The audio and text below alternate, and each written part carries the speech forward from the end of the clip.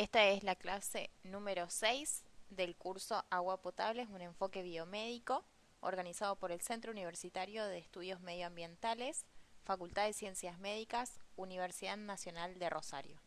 En esta oportunidad vamos a tratar el tema potabilización del agua. El agua es una sustancia indispensable para la supervivencia de los seres vivos. Tiene características muy importantes que la hacen una sustancia única por sus propiedades generales. Por ejemplo, podemos decir que tiene punto de fusión de 0 grados centígrados y ebullición de 100 grados centígrados con una elevada densidad. Por su fórmula y peso molecular se esperaría que estemos hablando de una sustancia gaseosa. Sin embargo, se trata de un líquido. Otra característica importante es su abundancia y más aún la necesidad que tienen de ella todos los seres vivos, incluyendo el ser humano. Centrándonos en la importancia de su necesidad, es que la OMS definió que el agua potable, apta para el consumo humano, debe reunir una serie de características. No debe tener sustancias o microorganismos que dañen la salud, debe ser incolora, inodora e insípida, y debe tener una cantidad adecuada de gases y sales disueltas. Dado que el agua es extraída de ríos, pozos y otras fuentes, normalmente contienen turbidez, malos olores y sabores, microorganismos y en algunos casos sólidos disueltos en exceso. Por eso es necesario purificarlas mediante una planta potabilizadora apropiada. Sin embargo, es importante aclarar que el proceso de potabilización no siempre elimina las sustancias disueltas.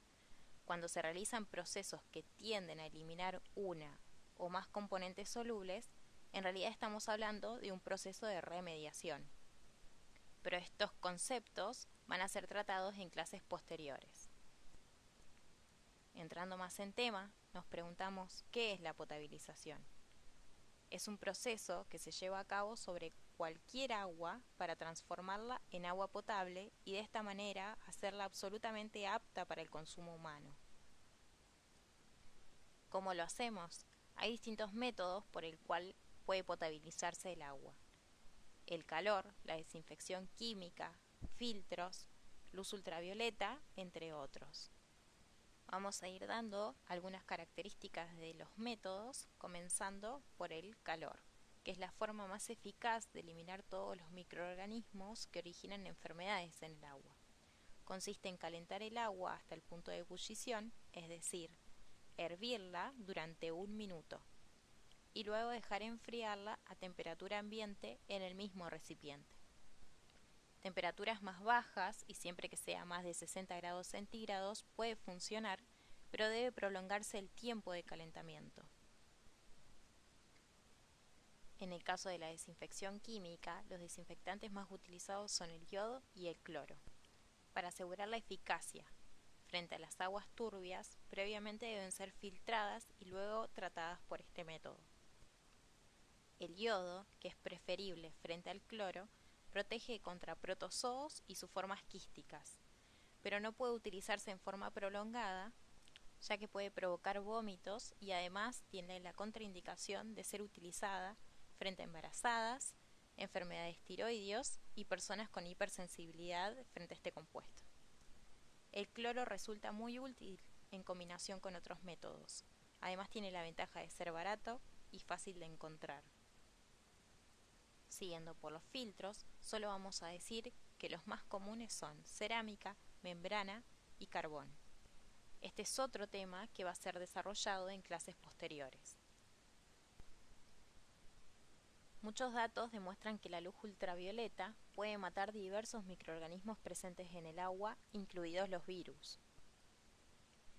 Su efecto va a depender de la dosis y el tiempo de exposición a los rayos ultravioletas, y hay que tener presente que no elimina la contaminación con compuestos químicos. Existen varios productos que tienen efecto antibacteriano en el agua, como por ejemplo el peróxido de hidrógeno, pero no existe dato suficiente para recomendar la desinfección del agua con estos productos.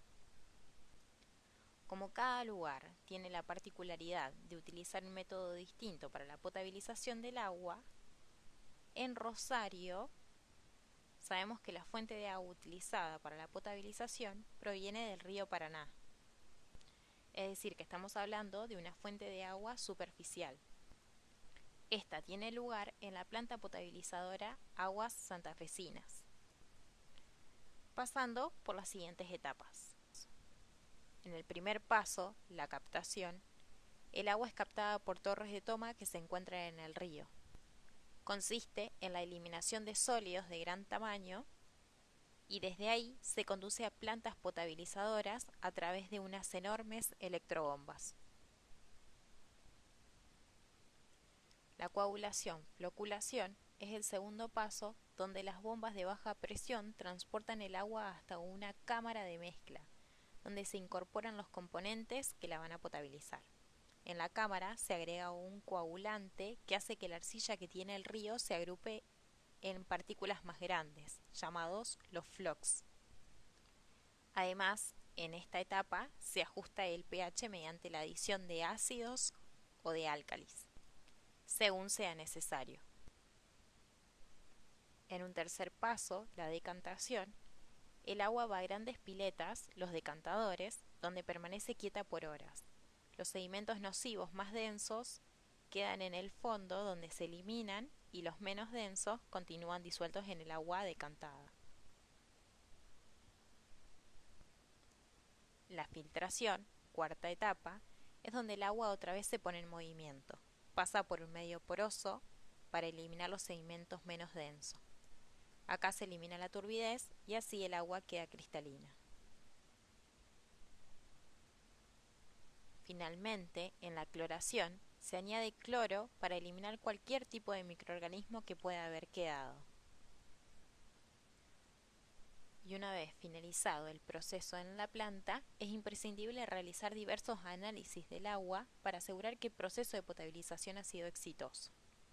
De este modo, el agua potable debe ser incolora, inodora e insípida y cumplir con la reglamentación vigente de cada país. Así, el agua está lista para llegar a cada hogar a través de las redes de cañerías. Habiendo finalizado mi presentación, les doy las gracias por su atención, siendo miembro del equipo docente del CUEM.